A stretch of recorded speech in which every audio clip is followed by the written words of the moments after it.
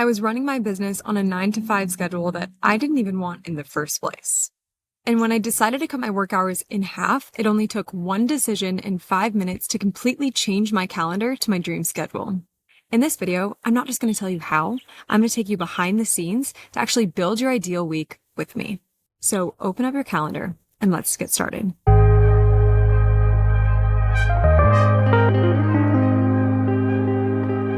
Before we start time blocking, we need to make sure that your schedule actually reflects your lifestyle and your business goals. Most coaches outgrow their old calendar, but really don't realize it until they start to overbook themselves or just officially burn out in their business. I designed a calendar around the very thing that I was working to escape, which was the 9 to 5. So my goal this year was to build a business that was part-time, not working full-time hours. And so I made these changes in a single afternoon that was able to condense my schedule and really shift it from one that was what the industry standard looked like to one that was actually my dream week. So there's a couple of questions that I want to ask you. Number one, what are your non-negotiables? The things that you want to make sure are prioritized every day and every week. Write those down now. Number two, when are you most creative? Like, when do you feel like your energy is at its highest? Are you someone who likes to sit down with a cup of coffee in the morning and you feel like you're most productive then? Or are you more of the evening or afternoon? That's when you feel your energy increase and you feel like you can really focus better and get more things done. Take note of that time now. And then when do you want to be done each day? Like, when is your hard stop? No more work. We're going to close the laptop and say, I am done. So one thing before we really jump into this is I update my schedule really frequently because I feel this is something that's going to ever be evolving and shifting as our lifestyle changes, as the ebbs and flows of the seasons.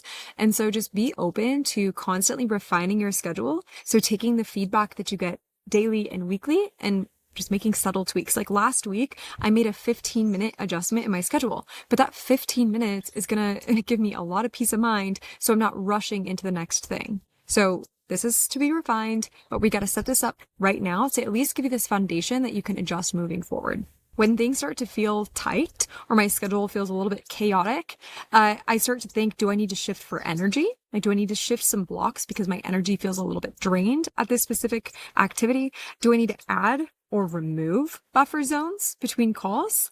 And do I need to start to batch work so that it's not feeling scattered?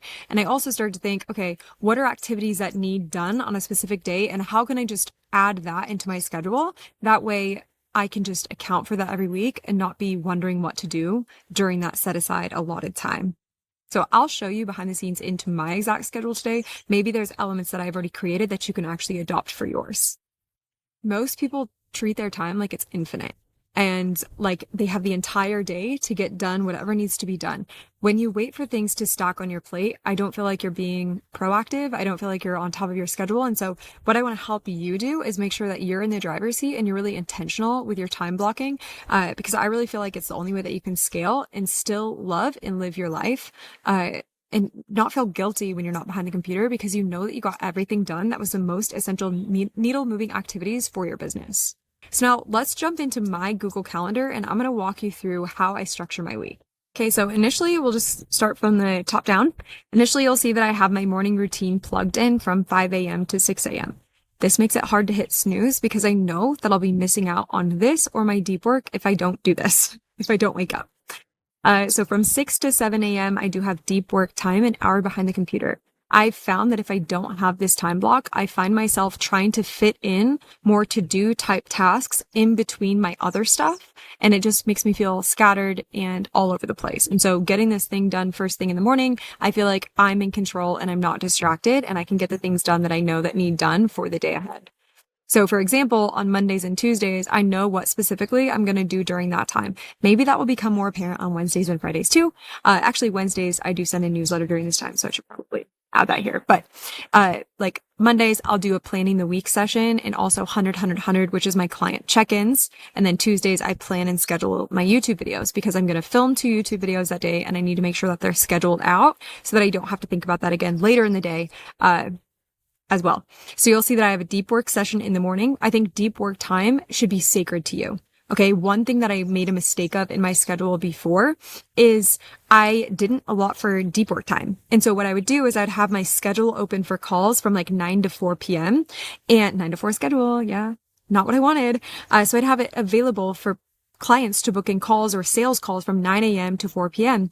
And what would happen is I would get into a deep work flow session and then I'd start to get into flow and then boom, I'd have a call. So I'd have to stop it. And stopping when you're in flow is the worst thing that you can do because it's harder to get back into it. And so having a lot of deep work time where you're not looking at your phone, you're not checking social media, you're not distracted by people needing things from you, but you're doing your specific work that needs done to move the needle forward in your business. That is that time. So prioritize that and protect it because it's sacred. So that's the first thing that we're going to add into your schedule together. So I've got that deep work time block, and you'll see this is color coded. So anything that's in that pink color is deep work time that I don't want to be disturbed during. Okay. You also see breakfast and get ready for the day. So this is me getting myself ready, me getting Kylo ready, and us having breakfast as a family. I have an hour set aside for that where there's no technology and we're just able to just be present together. After that, you'll see in the green blocks, these are client meeting times. I do have group calls fall under these times as well, but it is open in my scheduler for clients to book in a call. So if there ever isn't a group call or it was canceled or something like that, they can still book in during that allotted time. So it is open, in the entire green block for me to be booked in for clients. If I ever have an availability or say I'm really ahead on content, I can open up a group, a one-on-one coaching block on say a Tuesday or a Wednesday if we're traveling or something and I feel like I have extra space and bandwidth and I just want to take more calls, then I can do that if under special circumstances. But I really try not to do that. It's really only on like a one-off scenario if I absolutely have to. I try to protect my Tuesdays and Wednesdays that are sacred with no one-on-one type of calls. You'll see in here, like we have team meetings kind of scattered throughout here. We have a daily accountability sync with the team. Full transparency, I'm still trying to figure out the best cadence for team meetings. So when I figure that out, I will create a new video specifically about that. But right now, this is the cadence that we're in, that we're trying. So we have a weekly team meeting on Mondays, and then we have daily accountability syncs every single day, the rest of the week. And Fridays, we're trying to add in a longer, team meeting for sales. So that's what we have team meeting wise. On Tuesdays, I do save those days for content batching. So you'll see I don't take calls except for bi-weekly group coaching calls that are just an hour and a half. But outside of that, I save all of Tuesdays for things like filming B-roll, filming YouTube content, filming Instagram reels, things like that. I just save the whole day for me to just go out in the wild and just start filming, whatever I need. Sometimes it also will be like classroom content or course content specifically for my clients. That can also fall on a Tuesday because it has to do with content. So Tuesday is my content days and I really protect those days like they're sacred. It's actually Tuesday right now. So that's why I'm able to film this because I have nothing else on my schedule all day today. So I'm just available for this, which is wonderful. Great. So then on Wednesdays, I really love my Wednesday schedule. And the real goal with my schedule is to make every day like Wednesday. Because Wednesdays, what me and Steve will do together as a family is we'll actually go into town. We'll drive Kylo to school together. Once we're done, we'll go and we'll find a coffee shop. And usually the two of us have a meeting. We collab on what's working, what's not working, our current goals, what we need support with. You know, a lot of this is high level working on the business. Like we're able to determine what does our business need right now and how can we show up more inside of that thing. And that's what's happening on a Wednesday. After we do that deep work sesh together, we typically go out and we have a Jamie and Steve date day. So this looks like us getting lunch, us going on a hike, us doing something until Kylo's ready to be picked up from school. It's his early day out, so we get him around 12:30. This will be shifting when it comes to summer, so I'll need to figure out a different way to organize our structure a little bit. But during the year when he is in childcare, this works really well for us. And then after that, we just spend the rest of the day doing rejuvenation. You'll see in these other times, I do have flex time. Why I like that is the flex time allows me to do anything. So if I want to go read a book in the hammock, great. Go to lunch, great. If I want to get some deep work done, build a new funnel, do some marketing, film more content, whatever I want to do during the flex time, doesn't matter. I can do it. It can be work related. It could be personal life related. It's just anything that I feel like I want to and need to do. It's really just white space on my calendar for me time. And this is typically before Kylo even gets home. So I can just do whatever I want, which is awesome. And that's really it. I mean, that kind of summarizes like at a high level bird's eye view what I've prioritized. So here's exactly how we can jump in and make your calendar. So what you're going to do is press create. You're going to create a new calendar regardless of the fact that you already have one. The reason is because we can toggle this ideal week on and off and on. And why that's super nice is because it's not going to affect any client booking in. And it would get really crazy if like client calls and stuff booked in on top of this. It's just a mess. So at least you can toggle this on and off and you can see what your ideal week is versus how your schedule actually looks right now. So here's how we're going to do this. Press create. And then you're going to do, not create. You're going to go to other calendars and press plus, create new calendar. You're going to call this ideal week. Since I already have that, I'm going to put dream schedule. Put your time zone and press create calendar.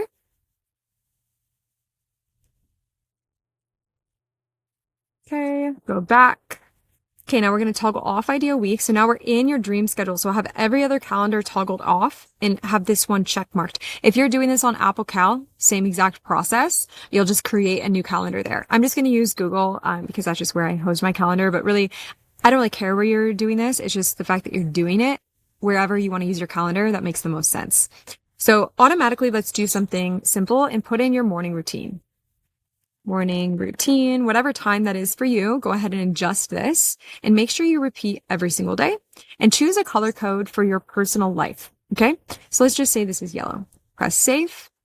Wonderful. Great. Now let's add in your deep work sessions. Ideally, you will have 2 hours minimum undisturbed for deep work time. This deep work time should be when you're feeling most productive, most focused during your day. So basically, you're either going to do this in the morning or the afternoon, depending on how you operate best. I am a better person to do this in the morning because I find after calls, I'm typically more drained. You will see that I still have deep work time in the afternoon. And the reason for that is I would rather just have it in the afternoon because I'm more flexible. So if I don't want to do deep work that day, then I don't have to. Like say I don't need to, then I don't need to do it. I can just go live my life and go adventure with my family versus if I have client calls there, then I'm locked into being behind the screen in the afternoon. I used to have my schedule that way. If you watch my old video on work from home schedule, I did have deep work time in the beginning of the day and client calls in the afternoon, and it just didn't end up working out for me. So this is how I prefer it. So let's say you're going to do deep work time. First thing, after breakfast, let's do it at least 2 hours. If you have 3 hours, that's best. 3 hours for deeper time would be super ideal. I just don't have that right now on my schedule because I condensed it to work only part-time. So if you can do 3, great. So this will be deep work time. Choose whatever color you would like. Let's do blue and then do repeat. If you need a custom repeat. So for example, say you can only do this on Mondays, Wednesdays, and Fridays. Press done, press save. Now you're going to see that updates with your deep work time. Because for example, maybe on Tuesdays, you actually aren't going to do that and you're going to save this entire day for content creation, like Jamie. So this could be content creation. What I like with something like a content creation is you should color this a little bit differently so that you know that that day is dedicated specifically to that. So once again, make sure that this repeats weekly for something like content creation. Now, after your content creation block and after your deep work block, what I would go in and is add in your team meetings. Okay. So whatever cadence you're in for your team meetings, I would add those in now. I prefer something like meeting with your team in the morning because I feel like if it's in the afternoon, it's a little bit scattered. If you're out living your life or doing something, you're going to have to like go back home to get behind the computer versus just kind of like knocking it out first thing in the morning. And then you can go live your life. And then your team also has that direction for the rest of their day to know what they're doing and when. So I would potentially do it right before your deep work time if possible. But look, we have you starting the day at 8 a.m. That's pretty early. So if we want, we can move this down to 9, all events, and then we could do a team meeting, something like this right here, right? So I would add in a team huddle. And then if you do any type of accountability meetings, anything like that, I would just, if you can, have it start at the same exact time every day. That'd be great. Okay. The next thing I would add in is your lunch. So when do you take lunch every day? If you'll see on my schedule, if you go back to my ideal week, I really don't have lunch in often. And the reason for that is this right here is just kind of a flex day. I don't know where I'm filming. I usually don't like to eat before I film. So I typically eat later, like somewhere in this flex time. So it's not regular for me there. And then same with Jamie and Steve date day. We typically go to lunch this time, so I don't need to like write it here. Same with this flex time. It's like usually after my MU call, I eat lunch. And then here I usually have a lunch break. I take myself on a Jamie date on Fridays while I'm waiting for Kylo for school. So it's just kind of random for me. So it's okay if yours is too. I would just add the times in that you do know you want to save for your lunch. If you don't do that, you're going to find yourself working over your lunch or taking client calls over your lunch. It's just important to just know when you're going to do that. That way that doesn't happen. You did not start this business to not take lunches. You started this business for freedom, for flexibility, for lifestyle design. And so honor these blocks. So let's just say each day you're going to take at least 30 minutes. Hour would be super cool because you could take a walk too. So lunch and walk, let's say from 12 to 1, repeats daily. Let's do this as the yellow because it's a life thing. So you'll have a lunch and walk daily. Cool. And then what I think would be good is if you have your evening/wind down routine, I'm kind of now trying to add in the things that are easier in your life that you kind of already know. So let's say you have a hard stop at 3 p.m. for your business. So this is like family time from 3 to whenever you start to wind down and go to bed. So let's say it's like me till 9 p.m. This is repeat daily, color yellow, save. So what I want you to do now is work with me on this. Add your morning routine, add your lunch, add your family time, add your deep work block, add your team huddles. Then what we're going to do around this is figure out when should you be having meetings with clients? When should you be taking sales calls? Is that the same block together or is that separate?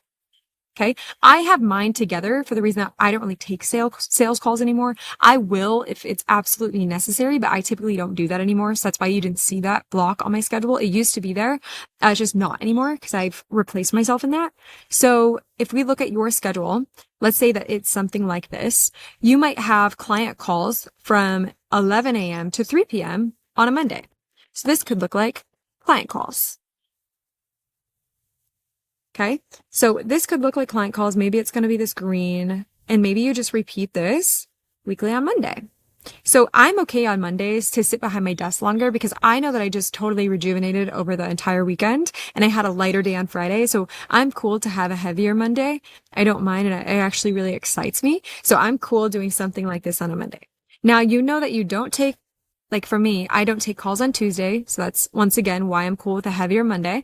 And then Wednesday, I also know I really don't take calls. So, on Wednesday, what do you need to have here? Would it inspire you to take some client calls here?